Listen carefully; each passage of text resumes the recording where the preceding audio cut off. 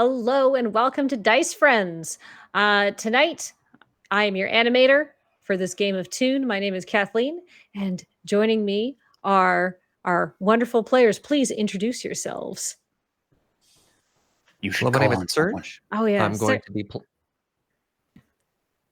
Go for it, Serge. We're super good at this. My name is Serge. I'm going to be playing Trilby Turkey. Wait, what's that sound? Ba-doom, ba-doom, boom, boom, boom, boom, boom, boom, boom. That's right, Daddy-O, Trilby Turkey, just the coolest turkey on the entire farm with all that swagger. My name's Dale Friesen. I will be playing Rocky Turtle this evening. He looks real slow. He sometimes acts real slow, but he doesn't want anyone to think he's real slow. And Go ahead. My name is Jacob Burgess, star of stage and screen. And this evening I will be playing Hank Sheepdog, the sheep who thinks he's a dog. Excellent.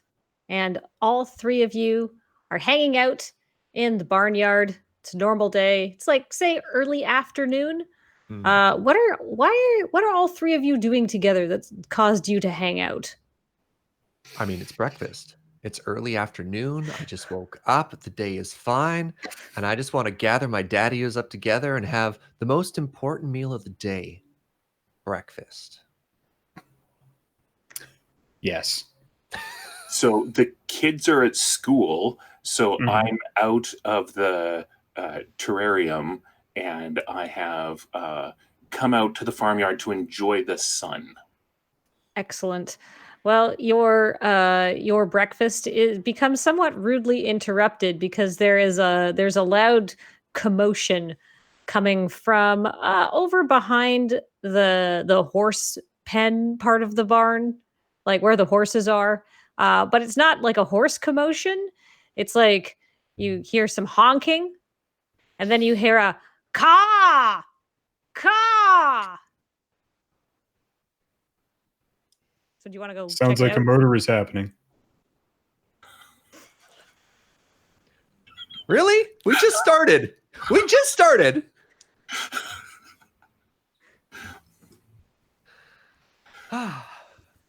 Yeah, you're probably right, Hank. That sounds serious. Let's go investigate. I run. All right. You get there very quickly.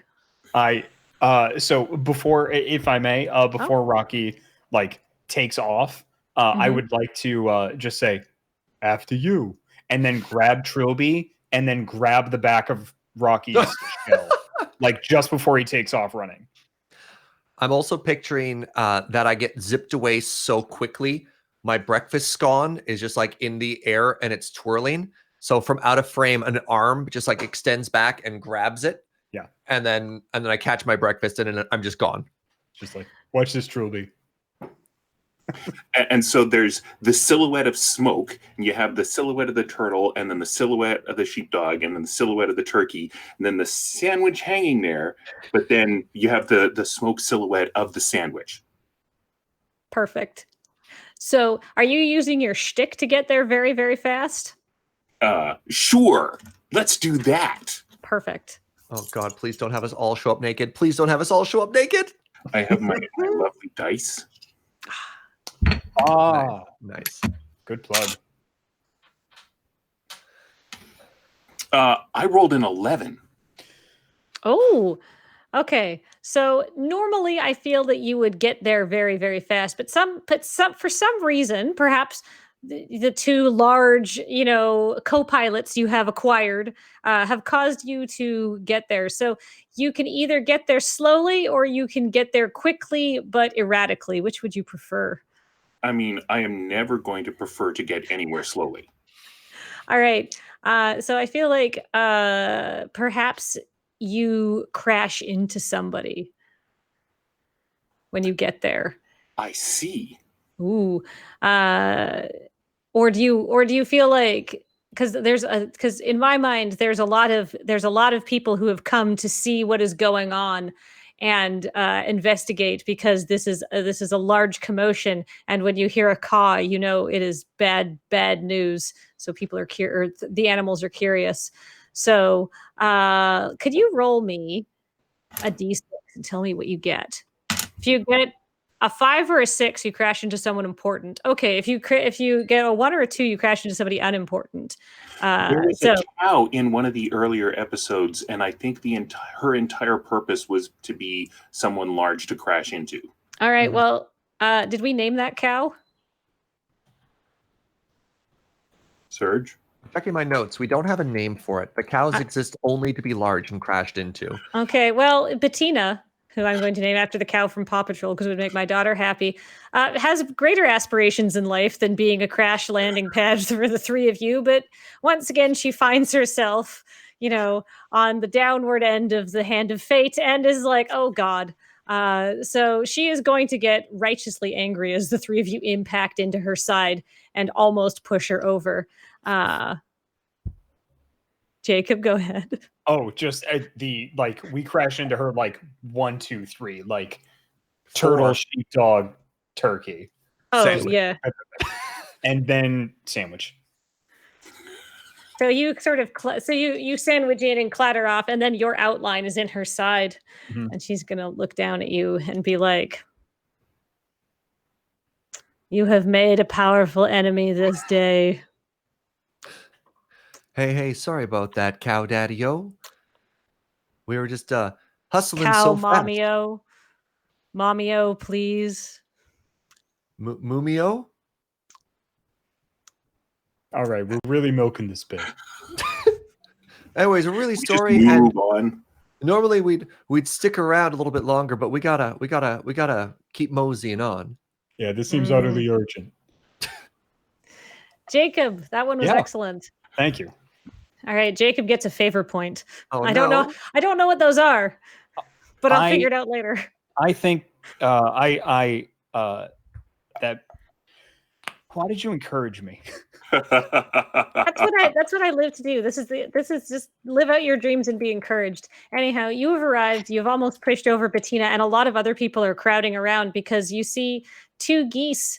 You see Gandrew and Ryan, and they're attempting to take control of the situation, but they are not having a lot of success because the horses are like, whoa, it was a monster, we saw it, oh God, and they're like, no, calm down, it's not that, and it's just like turning into real mayhem.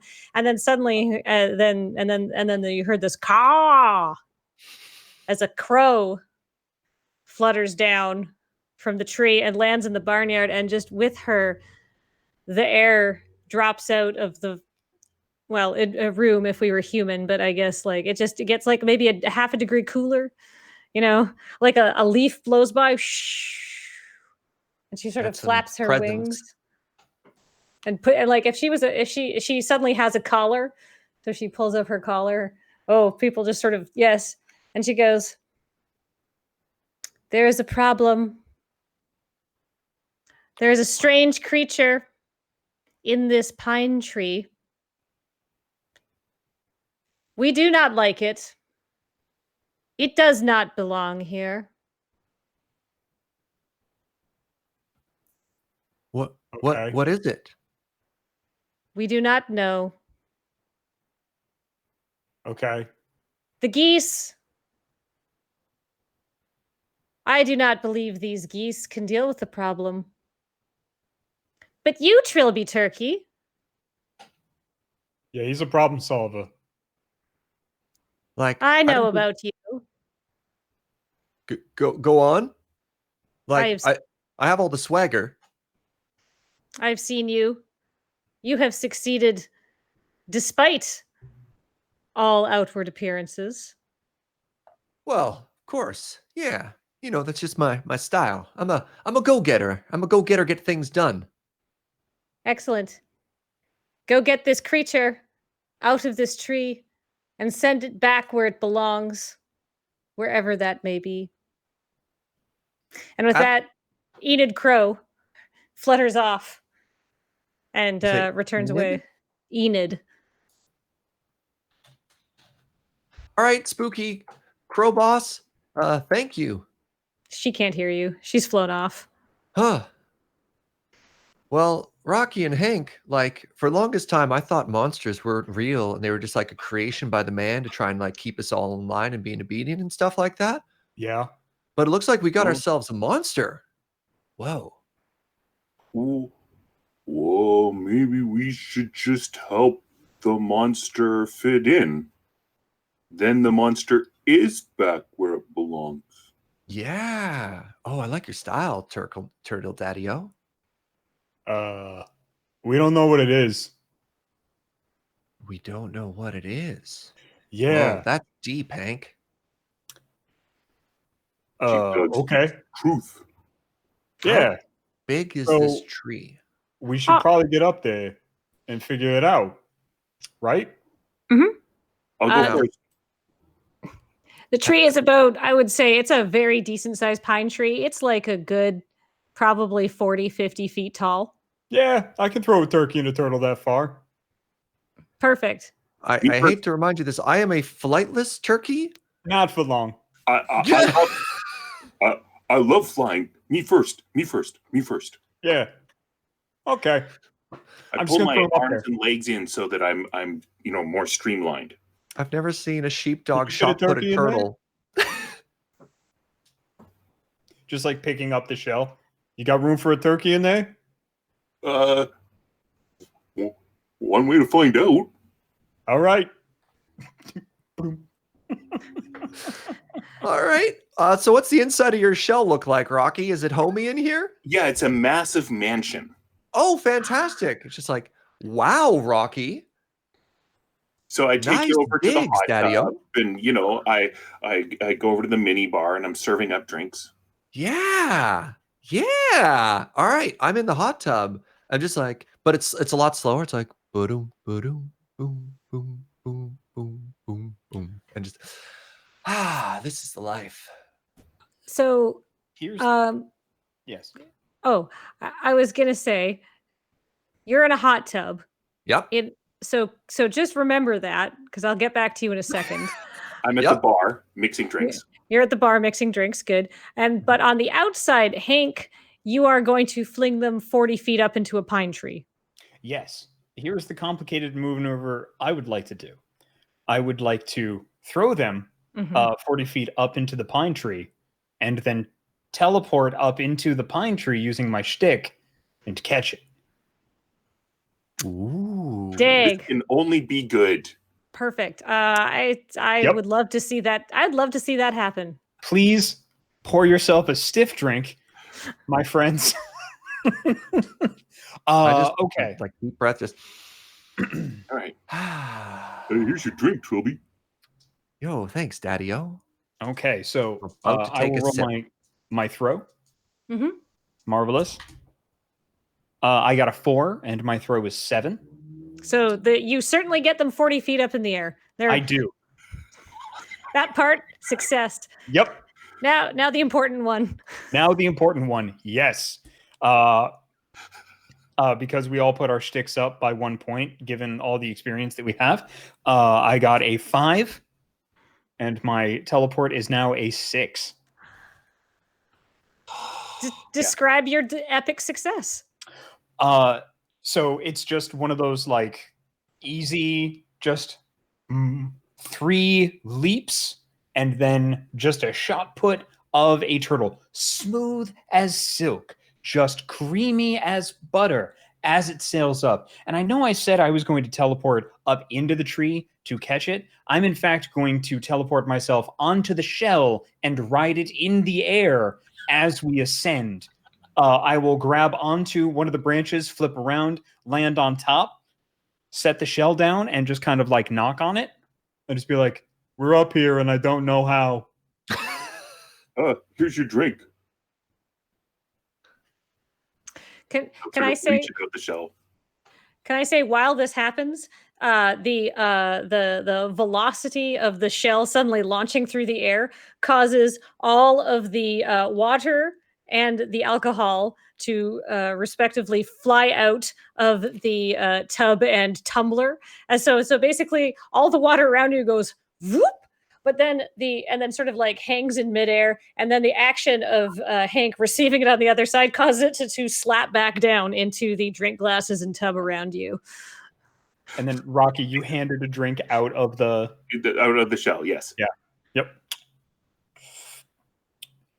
It's nice up here.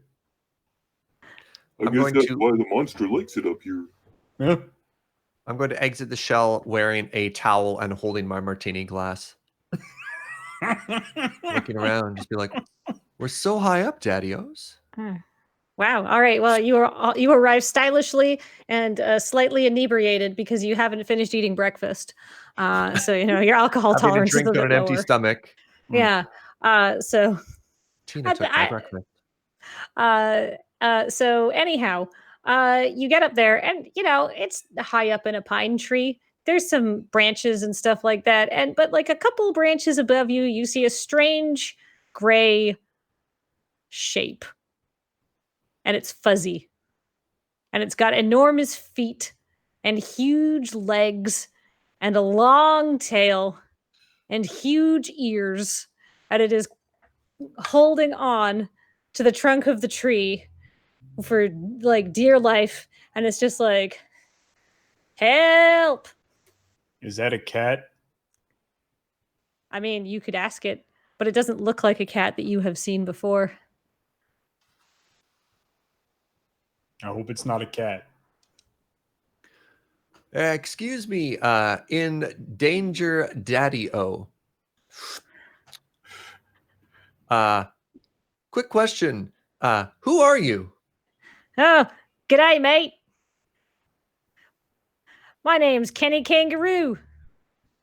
I'm definitely here from Straya. Do you know what a kangaroo or a Straya are?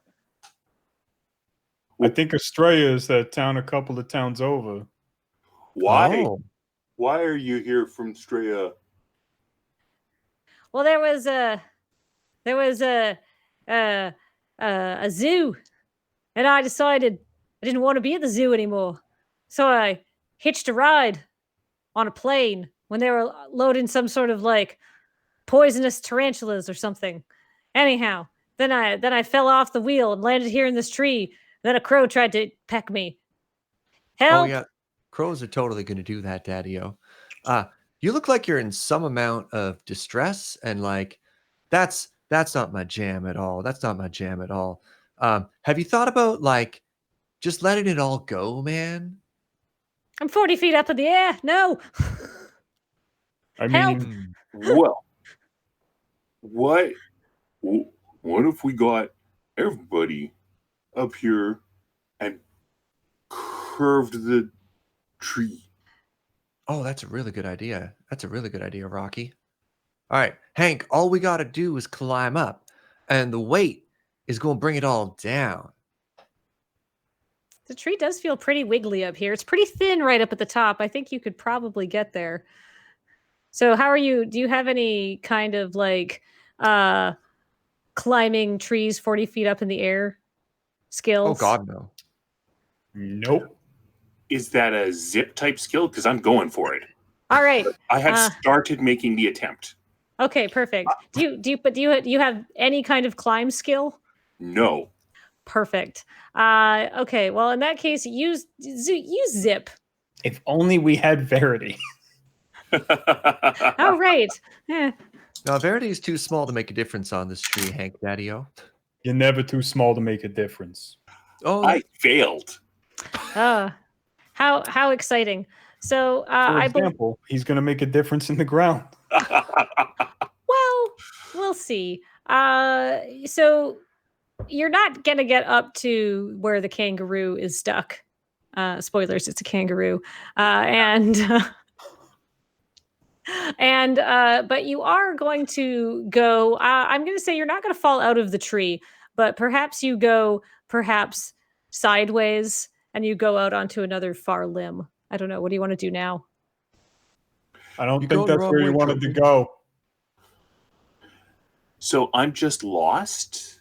Well, not lost, but I'm making my way, and then I get out to the end. I assume I'm where I want to be, so I'm going to get right to the end. I'm going to try to bend it so that things start going toward the ground. Oh, perfect. Well, I have good news for you. Because you're right out on the end of a tree branch, it's certainly going to start bending, and you're going to get very precariously sort of dangling. Now you look like a Christmas ornament from the ground, is what you look like.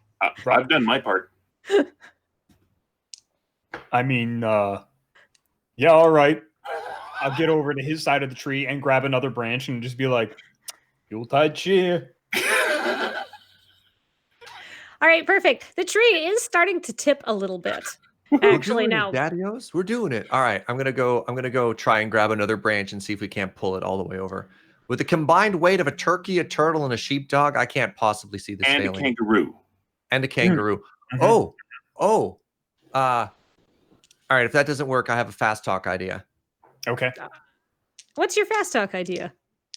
Hey, Tina, as way of an apology, Moo Daddy-O, I have another breakfast sandwich. Bettina. Oh, you're calling down to Bettina. Yeah.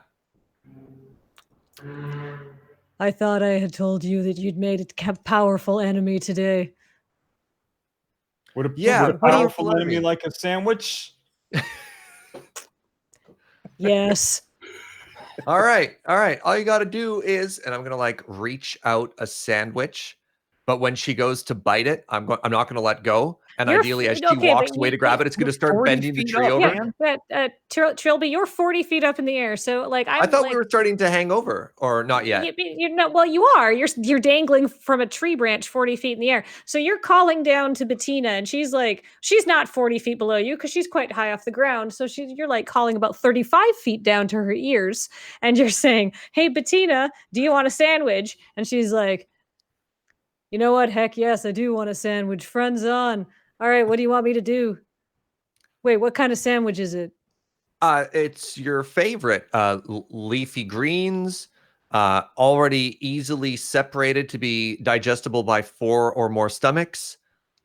Weren't you having a roast beef sandwich? Oh.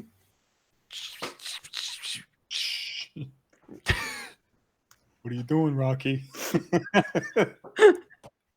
It's got some like hay in it. Sounds great. All right. What do you need me to do? Here, I'm reaching my back pocket and I'm going to grab some rope and I'm going to toss it down. And it's just like, you just need to drag the top of this tree down. There's no animal on the farm bigger than the cow. This doesn't work.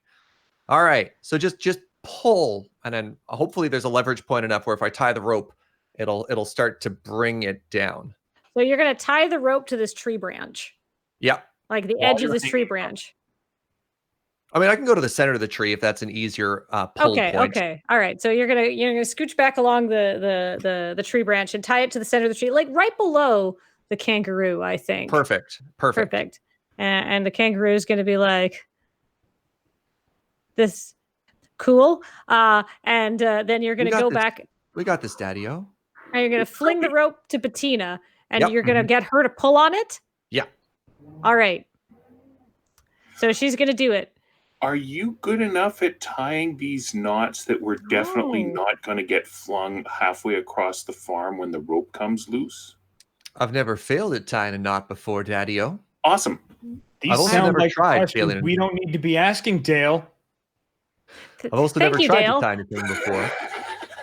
Yeah, do you have any kind of like not getting flung from a tree, not tying skill, actually?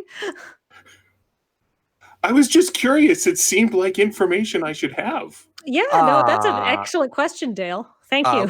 What kind of skill check would this be? Perhaps a pass shoddy good check? I feel like knot tying is like a smarts skill, some sort of intelligence. Oh, good. Yeah, I'm very smart. I'm the smartest turkey on the entire farm. Perfect. Having a smarts of all of us, you're probably the smartest one. I have a smarts of 2. It doesn't get any lower than 2. Dale, what's your smarts, if you don't mind me asking? 3. You're the smartest.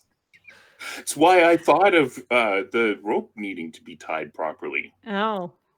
So this might surprise all of you. I failed.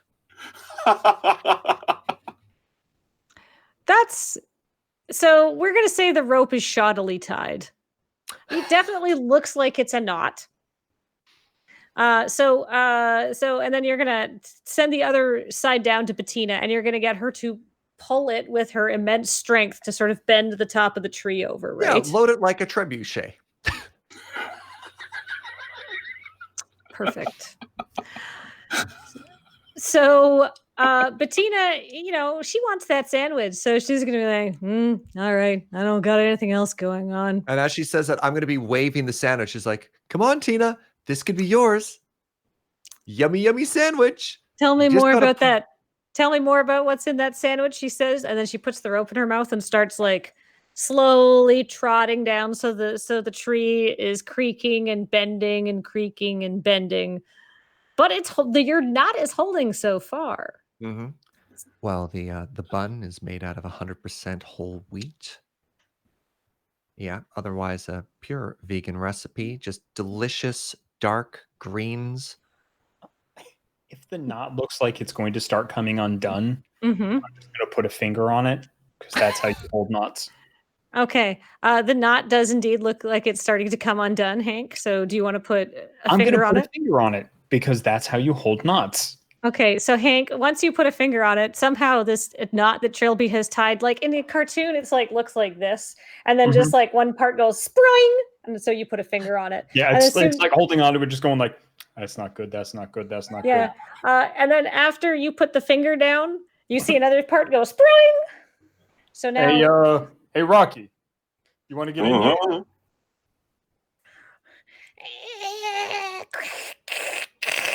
As the tree bends. Meanwhile, I'm just like, run over to my friend Hank, who has called me. Oh, excellent! I'm just going to sprint over to him. You wanna get in here?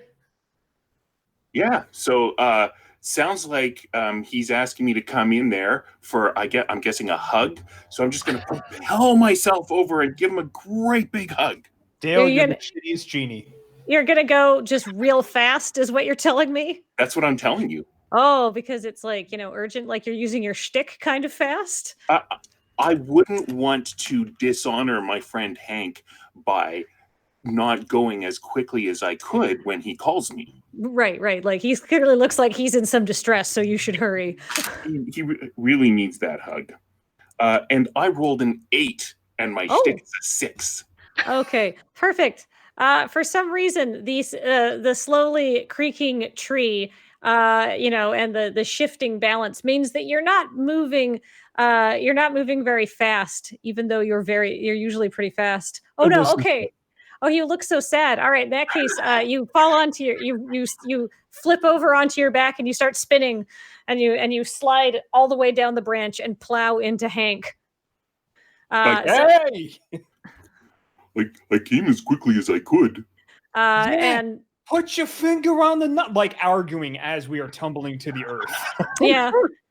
And in fact, while this happens, the rope comes completely undone and snags the kangaroo by the tail somehow and yanks him out of the tree, and he just starts going, wah! And then he gets that like cloud of like smoke behind him as he starts plummeting to the earth. But the rope, after it grabs him, sort of starts like spinning like this, Trilby, and as it is as you are belaboredly describing this vegan sandwich to her and like picking the cheese out, leafy greens. It definitely, you get hit in the back of the head by a flying kangaroo and tumble out. And go ahead, Jacob. I would like to teleport to the ground and catch everyone, like excellent. a waiter. Please make a roll for that. Yep. 5. All right. You teleport to the ground and you catch everyone like a waiter. But I am going to say you have to do a sidestep, and you have to go right in front of Bettina to catch Trilby. And then the sandwich lands on top of Trilby's head, and Bettina goes, "Thank you," and eats it. Yep. I'm going to say my hat also gets eaten, and now I've got this terrible cowlick of feathers. Yes, Kinda your like hat. my You lose hair your right hat. now. Yes. I also wanted to catch the kangaroo as well. Oh, maybe we'll say the kangaroo I falls want to last. catch everyone. Perfect. Yeah. How do you catch the kangaroo? So Rocky, Trilby, and Sandwich in left hand, Mm-hmm. Kangaroo in right hand. Just Perfect. like, dunk, dunk. What is this? Well, it's honestly very impressive. And if they weren't panicking about the strange monster that fell out of the sky, everybody around you would have been super impressed with how you managed to catch everybody. But unfortunately, what they're mostly focusing on is that you caught something. You caught Trilby and Rocky, and then some sort of eldritch horror. I would like to, before they realize what's happening, I would like to set everybody down and just be like, hey, we landed safely. And then all the horses stampede. That's not good. Let's go again. Let's go again. Do it again. Do it again. That was pretty good. That was pretty good, Daddy. Yeah, Trilby, you did it. Nice job. Hey, thank you. Thanks, Tina. Enjoy your sandwiches payment, and glad we could resolve our disputes. We're not friends. Horses are going to kill us. Oh, Yeah, we should get out of here. So how do you want to get out of here? I mean, getting here worked pretty well for us. I mean, maybe Rocky just goes fast and we hitch a ride. Where can we do? Have I forgotten the kangaroo's name, or have I not asked the kangaroo's name? The kangaroo's name is Kenny. Kenny, thank you. Where can we take Kenny that he could just live? We can go back to my place. There's now that all the turkeys are gone, there's nothing. How much room you got in that shell, Rocky? Well, just only the one bedroom. I can have guests. Yeah, there's a bunch. We're all gonna get squished. How about we just all get in there? Okay. All right. We all just dive into the shell. Yep. So in order to get away from the panicking horses, you all dive into the shell. Mm-hmm. And then like reach an arm out, grab the kangaroo by the tail, yank kangaroo inside. And Perfect. then I run, and I, of course, am faster than the horses. Right, of course. Could you roll to see how much faster than the horses you are, Dale? Yes, I'm going toward the barn, by the way. I don't think Bettina is using her stall right now, so I'm going to give it to Kenny. Okay, perfect. Very clever. While we're in there running, I'm in the hot tub and I ask Kenny if he'd like a drink. Kenny's like, oh, this is... I can't do my Australian accent again. I don't know why I signed myself up for this in the first place because, this is way nicer than the zoo. I'm glad I left. Oh, excellent. What is all this? So I rolled a 7 and my shtick is a 6. Okay. So I'm going to say you are faster than most, but not all of the horses. But you get out in front of most of them. But I think one of them is going to give your shell a kick.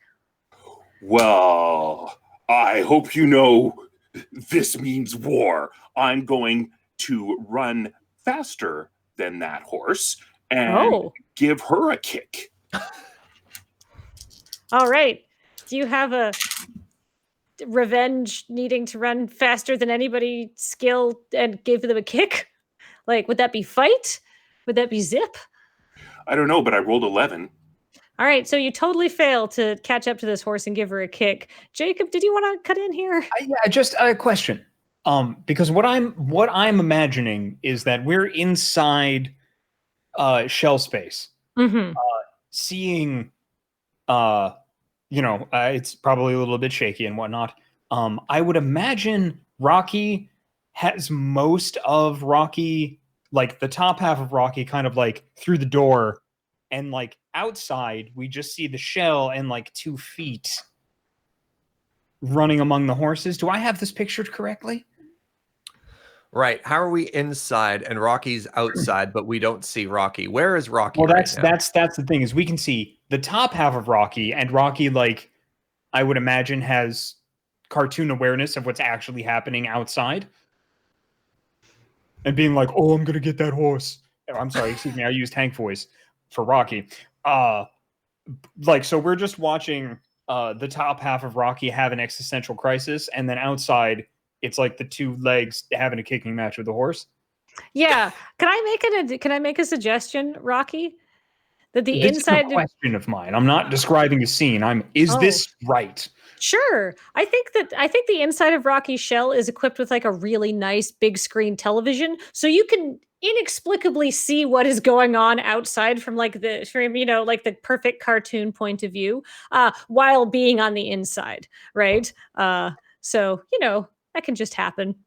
And then the camera, we see Hank and Kenny and Trilby watching the screen, and then the camera goes toward the screen, and then all of a sudden we're outside and we're seeing the horses stampeding.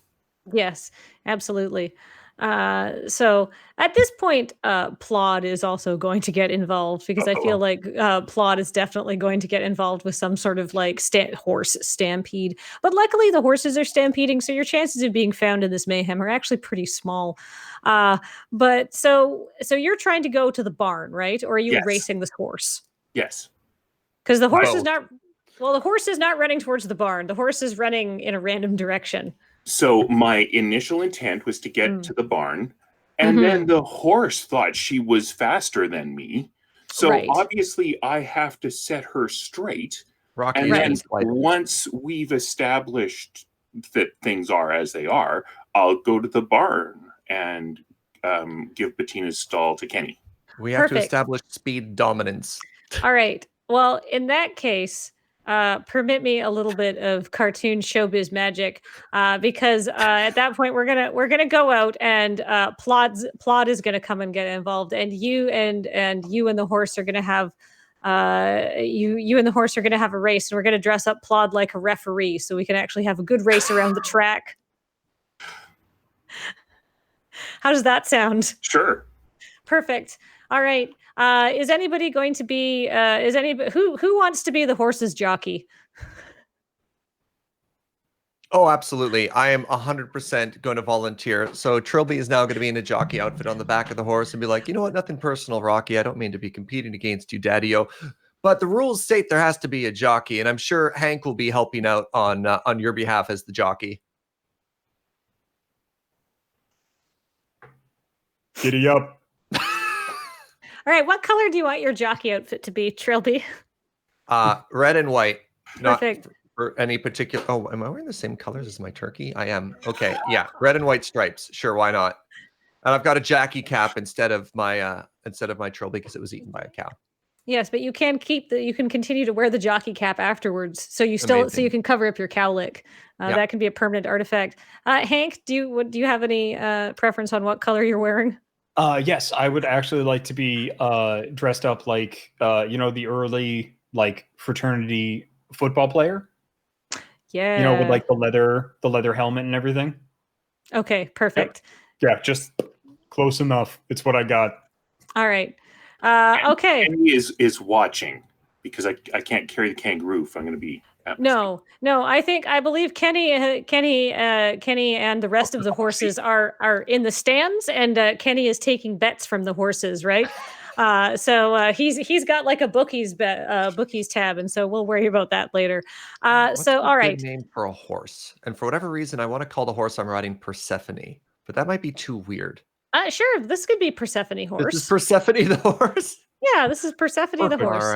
All right. All right, let me just figure out what Persephone the horse is. I'm going to give Persephone the horse a run skill of 8 because she's literally a horse, right? So run versus whatever skill you would like to use, Rocky, to get to get around the track once. I have my turtle super speed, which has been dubbed Chillarity, I believe. Oh, all right, Chillarity. For the Chillarity. Oh, shell. I thought it was chell, like Chelonian. Anyway. That's more clever. I'll just roll, shall I? I've failed every roll so far today. I'm sure your luck's going to turn around. Is my jockey helping, or am I just rolling? Oh, I think your jockey should definitely help. Your jockey is going to wait until if there is a failure, and then your jockey is going to teleport both of us to the finish line. Sweet. Well, I rolled a 5, and my shtick is 6. You did it! All right.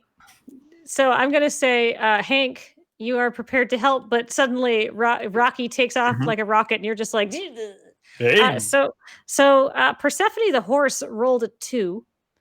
So She crit passed. She's a god. All right, so we've got a real race on our hands here, literally. So Trilby, what are you going to do? Are you going to help out Persephone the horse like a good jockey, or are you going to try to hobble her to ensure that Rocky wins the race? Oh, I'm just gonna give her a pep talk with my fast talking here. I'm just gonna sit on the back and be like, "Oh yeah, horse daddy-o, you got this. You're the fastest horse I've ever seen. And as the coolest turkey on the entire farm, I've seen a lot of horses. There's no horse faster in the entire world, right, Persephone?" And it's just gonna be like, just words. I'm going to say that you actually distract her. Oh no! But my fast talking is so good, daddy-o. Well, she's got a resist fast talk of 3, which she fails. So I suppose your pep talk wasn't very peppy. So I'm going to say that on Rocky's incredible success, it's going to be a photo finish. Rocky, can you describe how you just sneak in front of Persephone at the finish line? Yes. I'm running and running and running, and then I'm stretching my neck out of my shell, so it just sort of comes out, and she's also running, but it's my nose. I just getting right up and inching over the line. I also like the idea at the very end, the reason the nose passed is because Persephone has turned her head back and she's looking at me like, "Will you shut up?" And so the neck turned back is also why the nose is able to stretch far enough to get there for the photo finish. That is, in fact, the photo finish that Plod, our referee, takes. I don't know. I guess, she's up in a stand. Sandwich. Yeah. So yeah, as the photo, it comes across the finish line, as you see the nose of the turtle, you see Persephone yelling at Trilby for distracting her. You see Hank eating a sandwich, and you see Kenny Kangaroo jumping up and down in the air, and all of the other horses handing him money.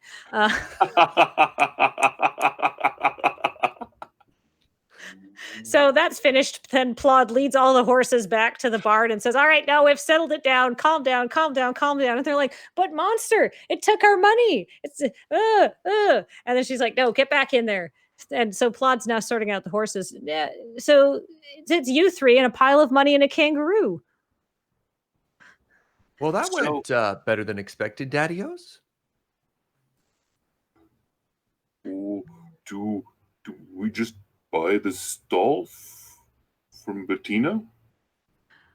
I mean, you could certainly ask her, but well, here, let's hear from Kenny for a bit. It says, "Boy, this I'm too embarrassed to do an Australian accent, so it's just I really worked myself up to it, and then I just can't."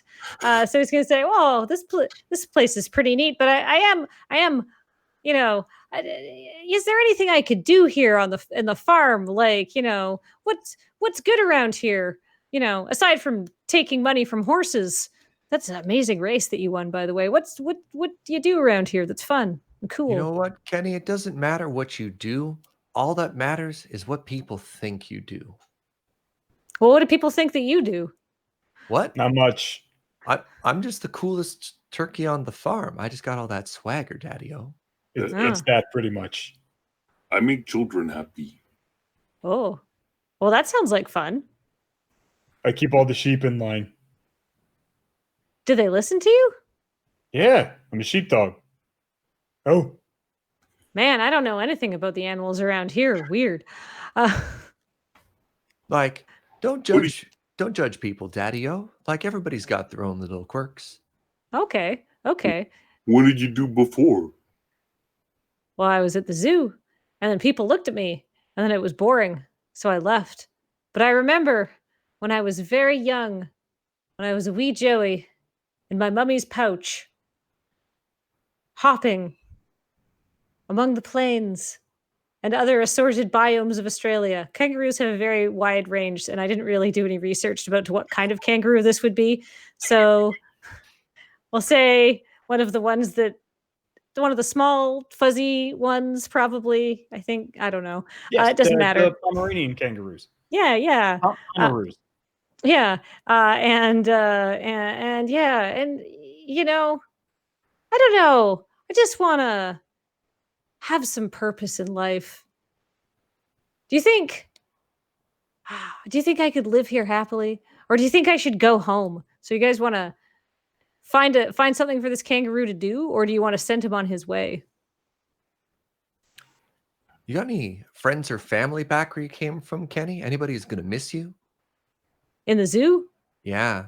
Like, where's your mama kangaroo at, Kenny? I don't know. I was taken to a zoo as a young Joey. I don't particularly want to go back there. Well, maybe there's a opening as a sheep, because they kind of stand around eating all day and then get haircuts. That's their job. You can Oh, do that. well, I like I think eating. Claude needs an assistant. All right, do you want to go? So do you want to go talk to Plod and see if this kangaroo could be her assistant? What's the rest of everybody think? I mean, Plod seems really overworked. I don't know why. It seems like some folks keep getting up to things. Yeah, maybe Plod wouldn't be so angry all the time if they had a friend. You could do so much good at the farm, Kenny Daddy-O. Oh, yeah, great idea, Hank. Yeah. Oh, perfect. You have an air of authority around you, you know? Oh, Yeah. Big ears. Yep. Yeah. Much like Plod. All right. Yeah, I could do that. You guys could be my new family now. That sounds wonderful. All right. So you're going to go That's talk to Plod? uncomfortable. Yes. Yeah. All right.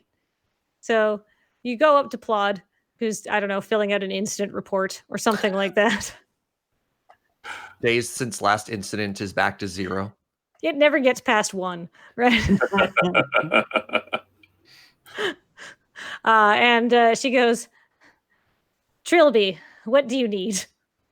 Oh, hey, Dog Daddy-O, Plod Daddy-O, Mommy-O. We got this new friend here. This is Kenny from the village not too far away, Straya. Something about a zoo. I don't know what that is. Anyways, you look like you could use a hand. Wasn't that the name of the mole city? Oh, it might be. Because it's down under. Yeah. Wow. Kenny, do you know the moles? That's amazing. Anyways, I'm getting carried away. Anyways, we got the perfect solution for you, Plod. Look, this is Kenny. Kenny is a helper. Aren't you, Kenny?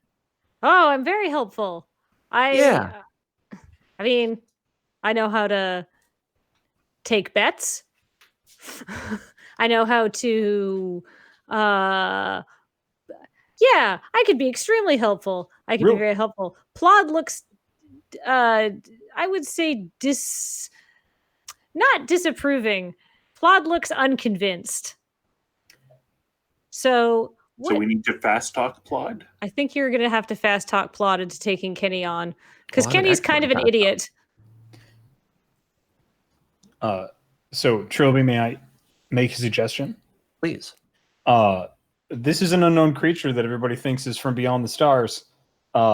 Definitely will help lend an air of authority, fear, and mystery to the plotitude. Plot. And don't mention that the crows don't want Kenny around. Oh, not at all. Yeah. Help keep the rows in line.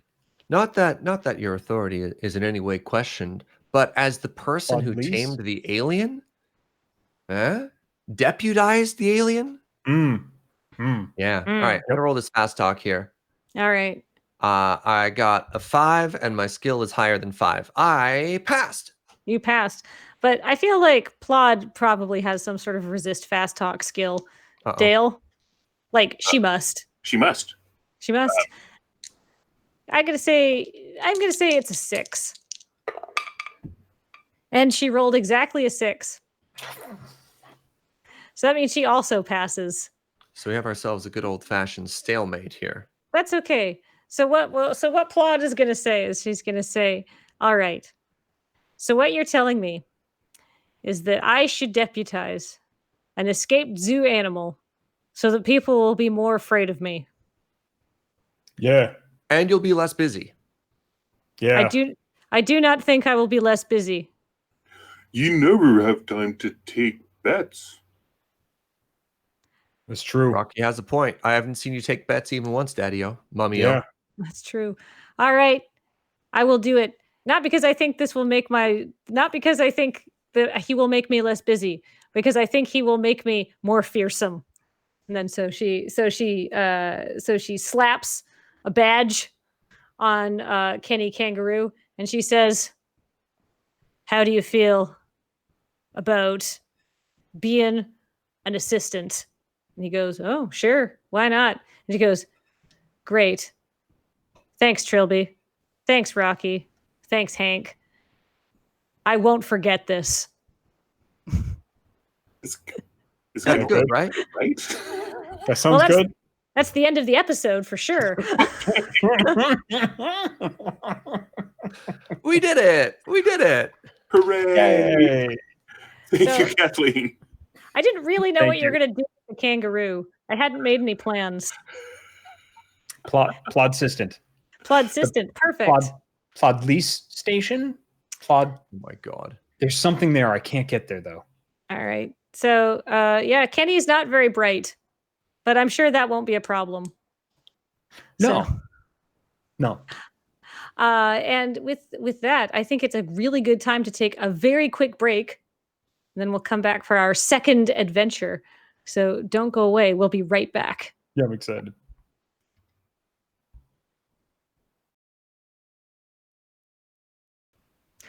Hello and welcome back to Dice Friends. Before we took a short break, we successfully resolved the mystery of the strange beast in the tree, and a lovely kangaroo who's definitely not some sort of grifter has been now invited to serve in a leadership role in the farm, and I'm sure that will work out just great. Yeah, what possible consequences could there be? Yeah. So, that situation's been dealt with and won't ever come back to haunt or annoy anyone. But now we're into our bonus episode, which, if we can get a reveal of our title and character art, this is Fairy Weather Friends.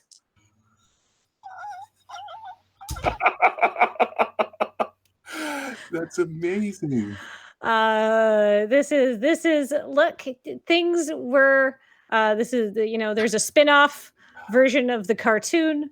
This is aimed at the young girls market. There's all toys with petable hair and feathers and stuff like that tie into Fairy Weather Friends, I'm sure.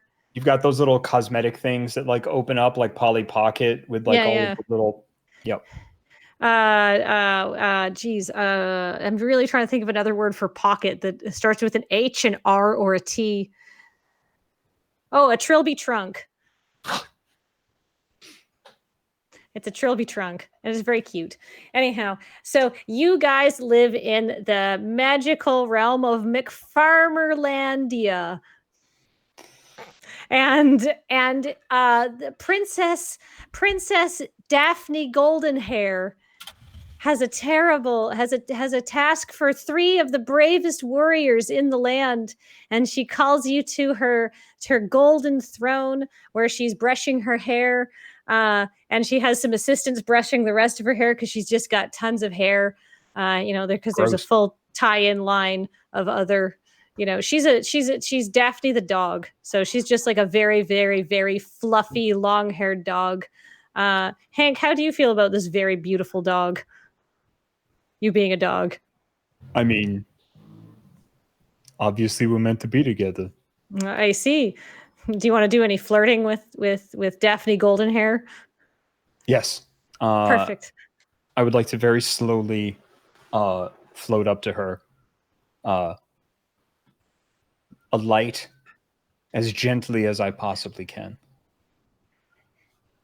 Fix my hair. Look her dead in the eye. And say, "Hey." Hello, Hank. Thank you for coming. Oh, there is a grave threat to our kingdom. The evil witch, Elsababa, threatens us, and you must go on a quest. You must drive her from these lands. You must go through a terrible peril. It's the bog of many nasty yucks.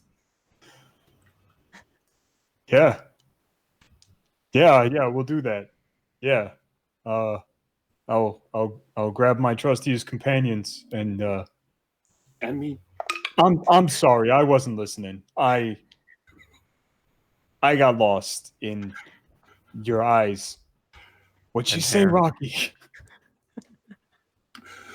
We gotta fly over a bog, and we gotta go to El Sababa and get El Sababa to stop being an evil witch. She wishes to rob all of the smiles in Cuddle Land and put them into a gigantic pot. She's going to make a potion to bring ennui to our beautiful kingdom. What? Okay, I'm lost. We have to carry something. El Sababa. El Sababa, go tell her that she is go tell her to stop being so mean. I'm trying to nail the 4-year-old tone. I don't think I'm quite getting it, but that's okay.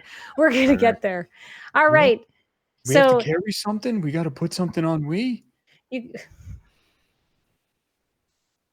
so you can each take a mythical object with you to help you in this dangerous quest. Would you like to take something that it will make you happy? Would you like to take something that will make you fast? Or would you like to take something that will make magic happen? So you can each take one of these sacred, like, fairy objects, and one is shaped like a lightning bolt, and one is shaped like a smiley face, and one is shaped like a star. So what do you guys want? Oh, Why? well, I will choose first. I will choose the happy face since it makes me happy to be Oh. fast. So that must be the item that makes people fast. Perfect. And as you get this, they say, when things seem at their darkest, clutch this to your chest, and happiness will be your guide. It's all very fairy kingdom. So, Trilby, what would you like?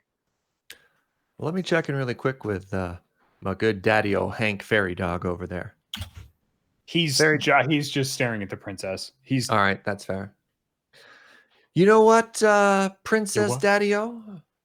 I fancy myself a magical turkey, magical kind of friend. So hit me up with more of those magical powers. All right. So she gives you a star, and she says, if you are ever in need of assistance in a dire situation, clap your hands together and wish upon this star. And then she goes to Hank, and she hands you the lightning bolt, and she takes it out, and she holds out her paw so you can touch her paw a bit when you take the lightning bolt.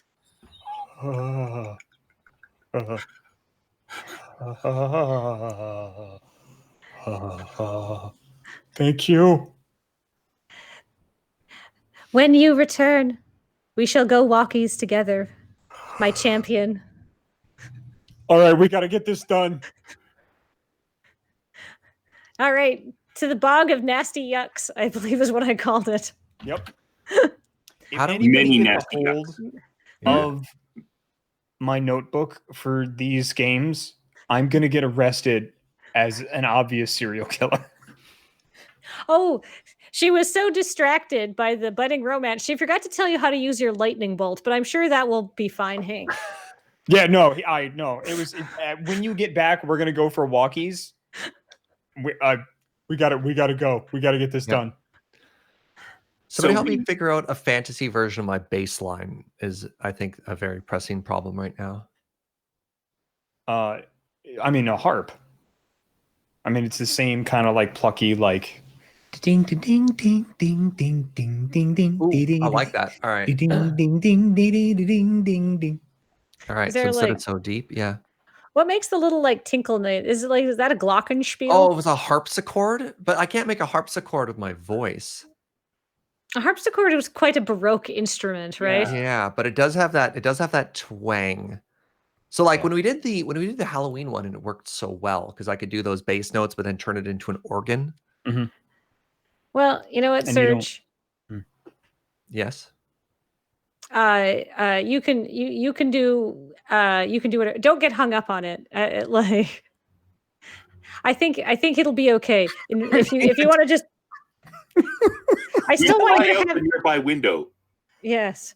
I like how you said don't get hung up on it, and Serge immediately went. I know.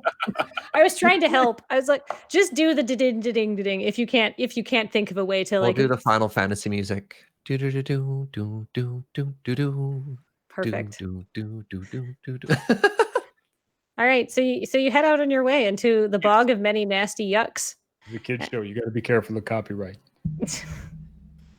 And the first thing that you encounter is in fact a very nasty, yucky bog. And unfortunately for all of you flying types, which is of course all of you because you're delightful fairies, there's horrible thorny trees that sort of like have dippy branches that make it like flying through here really like scary, and like you feel like your wings are going to get caught, and because they're very uneven and stuff. But there is a mucky path along the ground.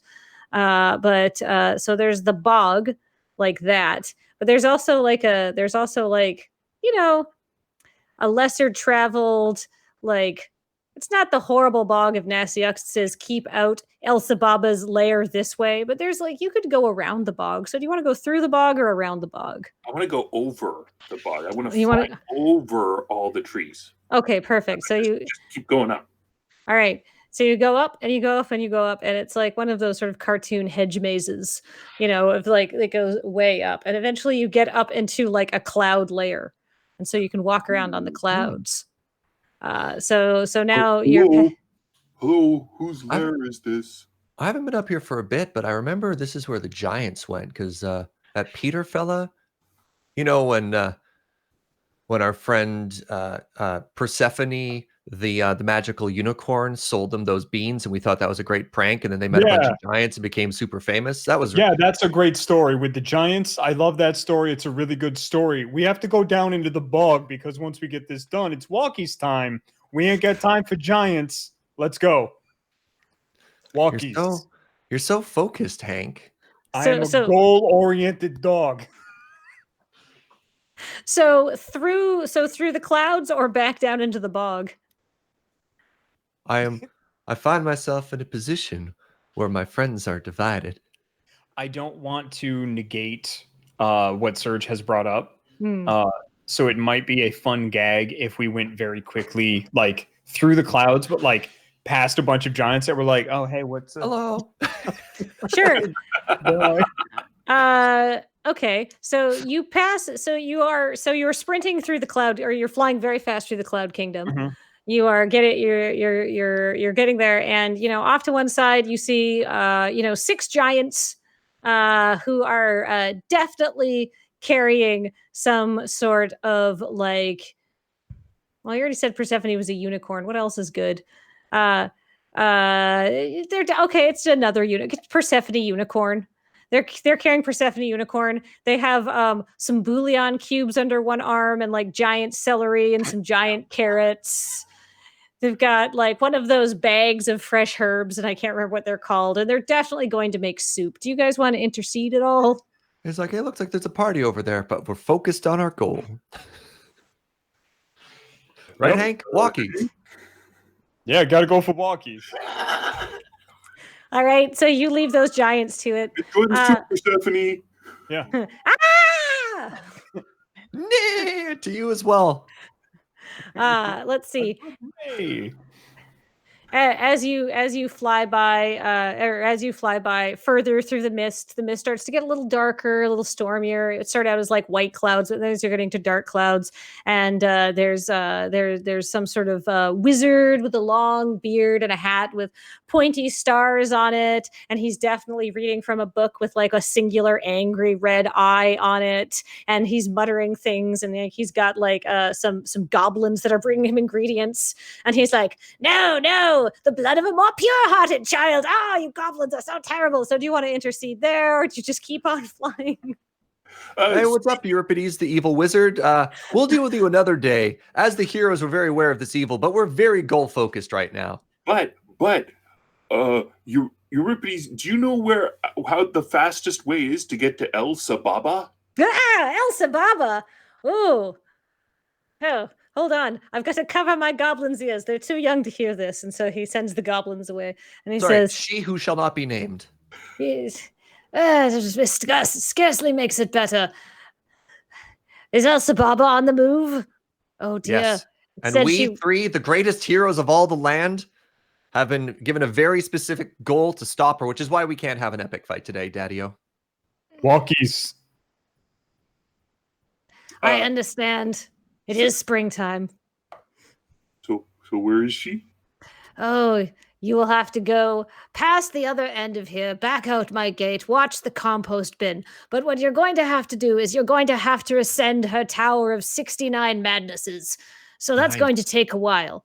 Or you could go up around the outside, but you'll have to defeat her pet Cerberus. So choose wisely. Peace, guys. That Hey, way? that way, to the left. Do either of you happen to know where I might find the heart of a dying star? No reason. Kenny has one. Perfect. I'll send something. I'll send for him. Yes, So- Hank? I got nothing. Move on. Da-da-da-da-da-da-da-da. Past that. I really need to change that. So we find ourselves at the foot of the evil witch's 69 nice story tower. Yeah, and so like the clouds that you've been flying over in the Cloud Kingdom, where the giants and the evil wizards live, they have now gone completely black. Rain falls from the sky underneath you, though, so not really your problem. But lightning, the air here is charged with electricity, and the whole tower gives off a malevolent hum of unhappiness. And this, to you, you delightful little children's cartoon fairies with your marketable, real petable hair, just, you can feel the sadness pulling at your hearts. Somebody is very upset in here. All right. So we had a choice between 69 madnesses or one dog, and But you it's- chose 69 madnesses. Well, Daddy-O, we're at the base of the tower. We can choose either way, but that's Plod, the magical Cerebus. And I know there's 3 of us trying to take on the 3 heads, but have we ever been able to defeat Plod? I mean, Plod and I are pretty tight. We're both dogs. Oh. You Oh. just talk him into letting us through. I Hank, mean, you're so majestic. yeah, I can Maybe talk. walkies will be earlier than we thought. Maybe walkies will be earlier than we thought. Yeah. All right, right. let's go have a conversation. All right. Yeah, a conversation. So I'm going to say you get up to the tower, and it says visitors entrance that way. Oh, And okay. that leads through the chamber of horrors and stuff like that. And there's a very depressed person taking tickets and make sure people have paid their admission. And it says employees only. And so you go to the door marked employees only, and you go to talk to Plod, the evil witch's 3-headed guardian Cerberus. Remember, you have magical items that you can use in whatever way you'd like. So Hank, you have a lightning bolt. How you activate it, you don't know. No idea. Rocky, you just have to hug your smiley face and it will unleash happiness. And Trilby, you have to clap your hands and wish upon your star to have something magical happen. So the door is locked. Oh, I'm gonna break it down. All right. Do you? So, are you going to try to like run through it essentially? Or Yeah, what? I have a breakdown door skill. Oh, right, you do. All right. What's your breakdown door skill? 4. Perfect. So we're gonna pull the Trilby special, but with Rocky, where Hank is going to be standing behind Rocky and is actually going to be the one to break down the door, and then just be like, "That was a good job." I did it. Perfect. What skill would you like to use for breaking down your door? I Or would for like to breaking use up- my breakdown door skill at 9. Oh, perfect. I rolled a 7. I rolled a 9. All right. just as Rocky impacts with the door, so does Hank's fist. And the sign that says employees only flies off, which means you're not breaking a rule anymore. We're employees of Princess Daphne. Oh, true. Didn't say who's employees. Yeah. And the door handle falls off, and a fish-shaped hole appears in it, and then the door becomes ajar, and so you Once walk this inside. happens, I want to say, I pick This up seems a oddly jar just in case we need to bring anything with us. sorry, go ahead, Jacob. Oh, I'm sorry. She said the door becomes a jar. I was taking the jar. I got confused. I'm so sorry. Oh, if you want to take the jar, they do have jars on the souvenir stand. They have several jars. They have tears of a pure-hearted child. Let's see, Manuka honey. No, I didn't. I wanted to take the specific jar door. Yeah, Never mind. no, the I joke's know. dead. Please But you talk. can take a jar of something. What do you want a jar of? Whatever delightful thing Serge was about to say. I was going to say, as Hank punches open the door to save Rocky, I just want to be like, this seems oddly familiar, Daddy-O, but I don't know why. As that thought occurs to you, a jar of Manuka honey falls into your hand. Oh, wow. I was about Huh. to grab a jar of irony. Oh, you can have that one too. Cool. Uh, It was nice. so you've got souvenirs, and you're in the back passage. Does I anybody? put it in my magical back pocket. Yeah, speaking of things that might be in your magical back pocket, does anybody have any getting around the employees only corridors of Magical Castle of 69 Woes? I sure skill? do. I happen to have an amazing map, and I'm going to reach into my back pocket, and I'm going to pull out the map of the whole tower that shows us where we have to go. It's really quite convenient. Perfect. So I'm just going to roll this skill here. Mhm. And I pass. I roll a 6. My amazing map skill is up to 6, and I can see the back entrance. I can see where Plod the Cerebus's office is located. I can also see the most efficient route from where we are straight to the offices of Elphaba, the evil witch, who is currently brewing a potion of ennui. Perfect. So, in that case, are you going to try to skip Plod entirely and just go right to Elphaba's door? Is there a route that allows us to bypass Plod?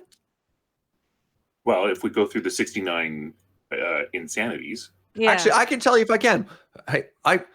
Hank and Rocky, I know you Daddy-O's are pretty tight with Plod, but it turns out that we can actually just skip this entire encounter if we take this utility closet. It's so weird that it has 2 entrances, but it perfectly bypasses where Plod is. What are the chances? All right. So you're going to 50-50. Either it does or it doesn't. That's some Impeccable good math. so you're going to the utility closet of 50,000 tiny needles. Okay. I should have read the label a little bit closer, Daddy-O's, but it does skip Plod. There are a lot of very small needles in here. However, no Cerebus. Somebody is really into embroidery. I mean, I have heard that when Elphaba is not doing evil, she is very, very fond of tiny, tiny, tiny minoscopic detail embroidery. I mean, you know, we all have our ways to de-stress. Mine's walkies. Let's go. All How right. much could 50,000 little needles possibly hurt 3 heroic Daddy-O's like the 3 of us? We'll find out. I go in first. All right. Well, you open the door, and you just hear like a shh, and then like a tinkle tinkle sound. As it turns out, this is not like 50,000 needles in an array or anything like that, or packages of needles. This is, you know, the phrase "a needle in a haystack." This is the haystack is needles, and there's one piece of hay inside.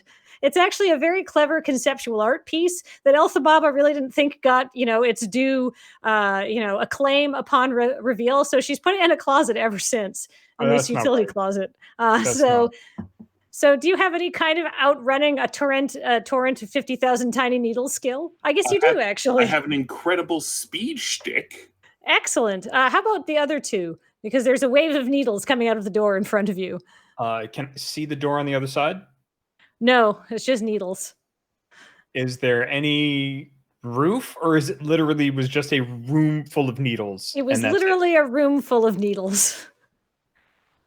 Is there anywhere I can teleport? Hank, I know the location of the door. It's on the map. But I've never been one to shy of a fight. So as the needles come to me, I start pulling down my fairy sleeves. Some fairy boxing gloves come on. And I say, this is Trilby Fairy Turkey, the pound for pound champion of the entire kingdom. Come on, needles, bring it on. And I start shadow boxing. All right. So we're going to pull the Trilby special again. We're going to grab Trilby and like fly just straight up out of the torrent. It sounds good. I'm gonna say you guys are able to just sort of fly straight up out of the way. But Trilby's shadow is quickly turned into a very holy Swiss cheesy looking shadow, and then is like and then climbs up out of the needles as they like spill out into the hallway and stuff like that. And then climbs back on Trilby and looks kind of sadly at him, and it's like all holy. And so when your shadow now is incomplete, it's got holes in it. Oh no, I'm sorry, Shadow Daddy-O. Do do do do do. I mean, doesn't this seem like the time to have something magical happen? I wish upon a star. Faster. Okay. Yeah, I sit there and I say, oh no, I've been defeated in battle, which is impossible because I, Trilby Fairy Turkey, am the greatest warrior in the entire kingdom. That's right. Oh, magical star bestowed upon me by Princess Daphne Goldenhair. Mm-hmm. Please undo this situation. My honor and my swagger rely on my unbroken combat streak. Yes, it does. And then fairy magic happens? Fairy magic happens. You are standing in front of the door. It's closed. All right, Daddy-O, kids. I got this map that has a perfect layout of the entire room. And on here, I can see a room that says where Plod the Cerebus is. And there's also a different encounter where we can go through the service closet. But we, as honorable warriors, would obviously never go through and take that option. No, we must encounter Hank's good friend, Plod the Cerebus. Right, friends? And ask her to let us through? Yeah. Yeah. Yep. Somehow We're going to ask questions. We're going to get answers. I feel like that's probably the definition of asking, but you know what? So to Plod's office you go, I suppose. So the door is closed. There's a sign that says "Do not disturb." So Serge, do we or do we not remember that encounter, or was it just we just rewound everything? That's up to you. I like the idea of Trilby pretending, and that never happened. Happened. Okay, cool. Yep. Yeah.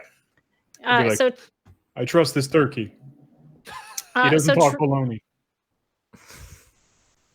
So Trilby, remember how Hi. you had that beautiful star and you clapped your hands and wished upon it? And it was like this big now?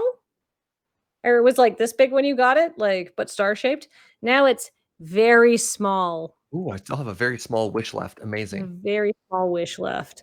Anyhow, so the door says, "Do not disturb."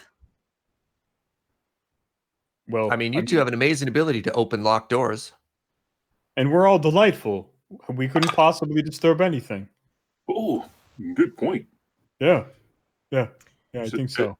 So I open the door and walk All right. You open the door and walk in. You catch Plod, the three-headed guardian Cerberus, at its at what we got to say, an indelicate time. Plod is in her bathrobe and she's catching up on her soaps, and she's eating each head has its own bowl of different flavors of dog kibble. So there's like chunky beef and beefy chunks. And Is there a door on the far end? Like, can we just say, just passing through and walk on through? Can we sneak? You know what? I'm going to say she's distracted by the beefy beef, and try to sneak past her. So we'll say you open the door very slowly. The beef chunks, the chunky beef, and broccoli, because the third head's on a diet. Right. I got a 4 and my sneak is 8. Oh, excellent. So, Rocky, I'm going to say you are going to successfully be able to sneak across this room without disturbing Plod while she's enjoying some food. Sneak. Trilby, Hi. Hank, how are you two at sneaking? I'm great at sneaking because I don't have to. I'm going to teleport to making sure that I don't arrive before Rocky does. How could you? It would be impossible even if I tried.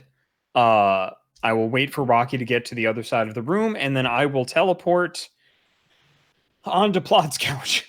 Really? Yes. So that is. Yep. Yep. Yep. I got a 9. My teleport is 6. Nice. If you fail, the GM rolls 1 die. On a 1, 2, or 3, you remain right where you started. On a 4, 5, or 6, I teleport someplace unexpected, the worst possible place within sight, or someplace else really silly. The place is chosen by the GM. Oh, I like Plod's couch. That's exactly where you go. But let's resolve where Trilby ends up. And what Trilby is trying to do. We'll just say that you've arrived on the couch. Trilby, what did you get on your sneak?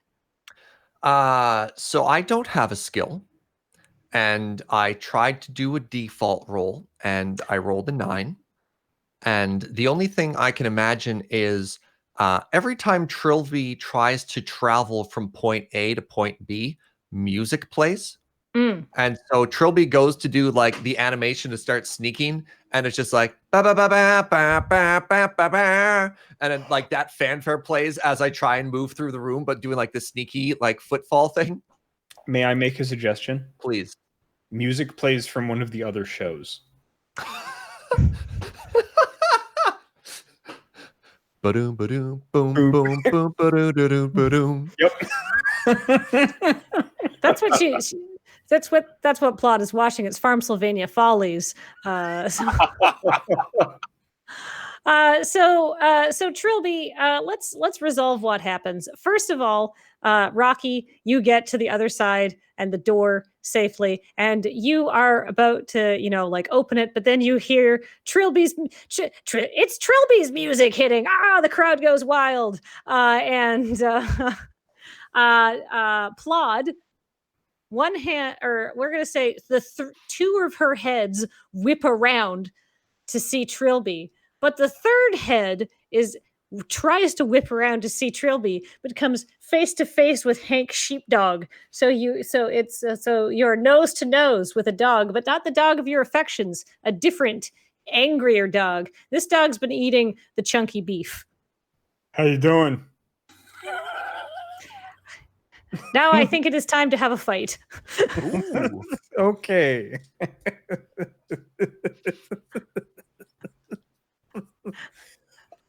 What's up? So I'm gonna say Plod because she's a 3-headed dog. Definitely gets each head can do something. Oh no. I can't wait to find out what. But Trilby, I'm just gonna go Serge, Dale, and Jacob. Sort of get everybody's what they want to do in that order because that's the order you're on my screen. But we'll sort of resolve how that plays out based on what you want to do. So Trilby, what do you want to do? There's 2 dog heads that have whipped around to stare at you. Look, Plod Daddy-O, we're just trying to mosey our way through. As the greatest heroes here, we can do it the easy way or the hard way. And I start pulling down my sleeves and putting on my boxing gloves. And you don't want the hard way.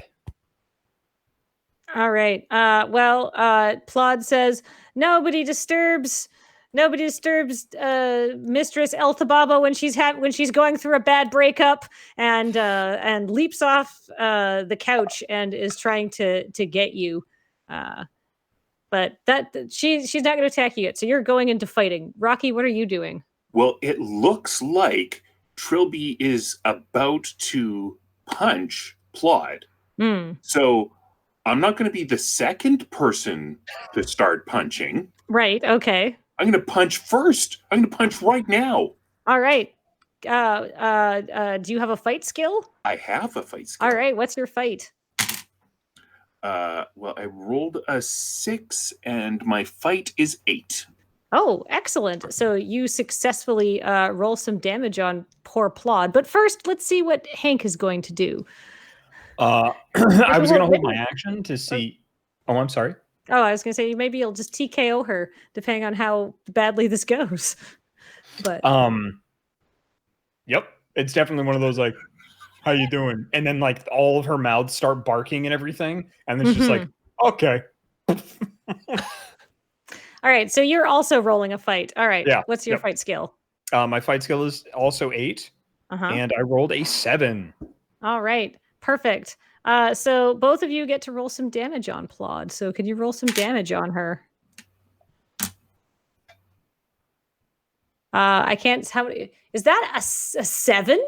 It's a 6. It's a 6. That's a lot of damage. That's a lot of damage. Gosh. All right, Hank. How many? How hard does Hank hit poor Plod?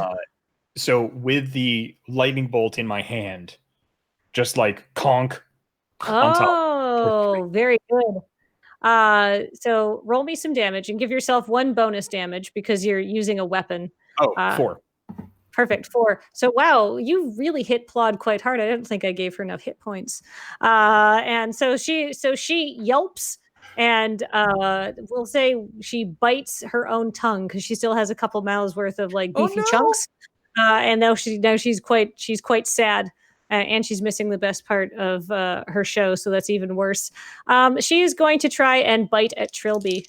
What's her fight? Wow. Plod rolls a critical failure on her fight. Ooh. So we're gonna say, I was gonna send 2 heads after Trilby, and so we're gonna say the 2 heads are so distracted by being punched by Rocky and Hank that the 2 heads go to pincer maneuver Trilby and just smash into each other. And the last head, the last head is gonna try to bite Hank. Whoa! And I rolled an 11, which is a fail. So the last head then chokes on the beefy chunks. And Plod misses her entire turn and is quite pummeled. But she manages to get off the couch and start barking. All right, now what do you guys want to do? We're coming. I keep shadowboxing. She has to fall down. Yeah. Yeah. All right. All right. I'm going to assume that you guys will just make her fall down at this point. She's quite hurt. I only gave her like 12 hit points because I was like, well, how strong should she be? Do we have little fairy versions of ourselves flying around her head as she's like dizzy on the ground and defeated? Yes. Perfect. Nice. But there's 9 of them. There's 3 around each one of her heads. So yeah, she's all conked out. But you can also now raid Plod's room. Is there anything you're interested in while she's knocked out? I want to try some beefy chunks and see how they compare to chunky beef. You know what? The beefy chunks is beefier, and the chunky beef is chunkier. It truly does make a difference. The broccoli is broccoli. Well, we'll take that along as snacks. Oh, perfect. All right. So you have snacks, and you open the door to Altababa's, we'll say upstairs apartment from her workplace. Once I see her, I'm going to need to be as fast as possible. So I'm going to hug the happy face to give myself ultra super speed. Ultra super speed. Well, because I assume that's what the happy face does. Because running makes you happy. Right. Well, you don't see her right away. Okay, well then I don't do that. Okay. I'll wait till see her. We open the door to her apartment, and it's a pretty nice apartment, but it's not like the nicest apartment. You can tell she's putting a lot of her income into maintaining the Chamber of 69 Horrors tourist attraction that people are coming through. There's an elevator back down to the bottom once you've got up all 69 to sort of speed things, and you can see the elevator access, like sort of the maintenance for that. But you go through and you hear her, and it's just like, oh, whoa, I can't believe it. He said that this was a serious thing, and then he leaves me for kiss my whiskers. He'll never be happy with a life on the road. Ooh, I'll show them all. If I have to feel this bad, everyone will. And so the moaning is coming from the bedroom. So do you investigate further? I go in first and I hug my face, but I don't have to go in before Jacob speaks. But Rocky has to go in before Hank. All right. Yeah. Just point of order. It was Kiss McGrits. Oh, Kiss McGrits. I'm sorry. I was reading off. The leads. My mistake. I misread the notes. I have updated my notes. All right. I just didn't want to see a pun die tonight. All right. That's fair. So you go. So Rocky, you're the first person into her bedroom. Yes. And you see her. She's all in black. She's got like black makeup streaked under her face, and she is also a dog. But she's one of those dogs that has like the dreadlock dogs. I can't remember what kind of dog that is, but they're like Spanish or Portuguese or something like that, and they look very strange. It's the same kind of dog that was on that Beck album cover a long time ago. Odelay. If you know what the pulley, I just Googled it. Yeah, if you know what kind of dog I'm talking about, it's a kind of distinctive looking dog. I should have looked this up. Well, I should have decided this more than about 30 seconds ago is the real issue like here. a mop. Yeah. Yeah, like a Spanish mop dog. It's a Mongolian No. I see Puli as what I'm picturing right here. All right, it doesn't matter. She's one of the Commodore. A Commodore. Commodore dog? She's got long black dreadlocks, so she looks kind of gothy, I guess. So this is Elphaba, the evil witch, and she is very sad. But so Rocky, you get inside first, and you see her as she's at her computer, posting on Instagram about how she's been wronged, and you hug your heart. Because I have hug to your be smiley fast. face. Yeah, right. And I try to share the speed because my buddies are slow and they need speed, and we just got to get this going.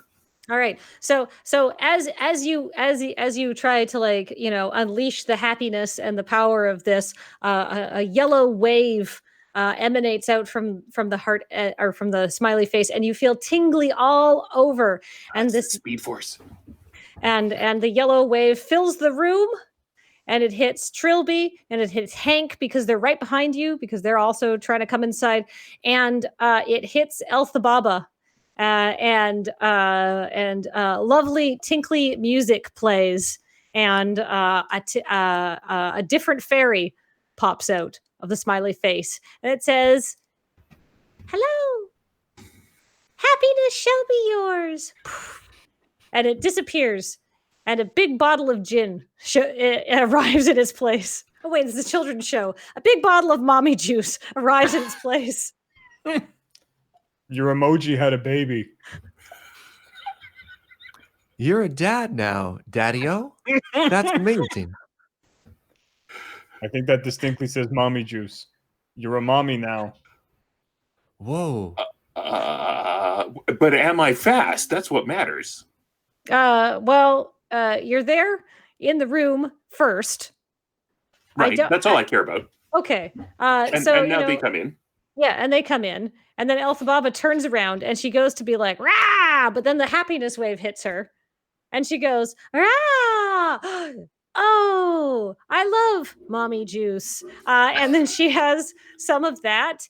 And she calls her and she calls Daphne up. And she's like, "You know what, Daphne? Maybe it wasn't so bad.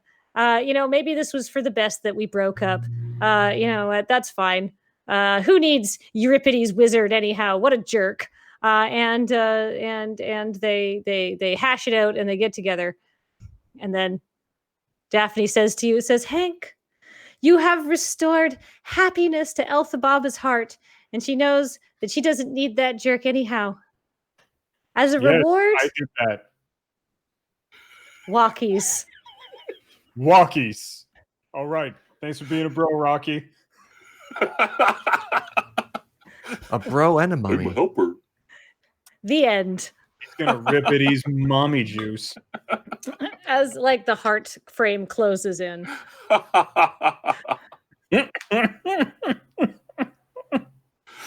Oh, So many dogs. if that didn't work, I was gonna try to stab you with the lightning bolt, like after the heart thing, like to see, be like, I squeezed it, I'm faster. Yeah, you are. That's the after credits scene. Oh, yeah. And then Rocky, after he stabs you the lightning bolt, you set the new record for fastest climb up the 69 towers of woe, and you get a free t-shirt.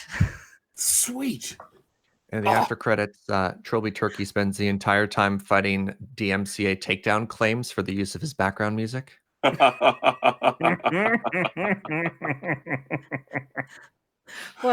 Well, thank you very much for joining us on Dice Friends.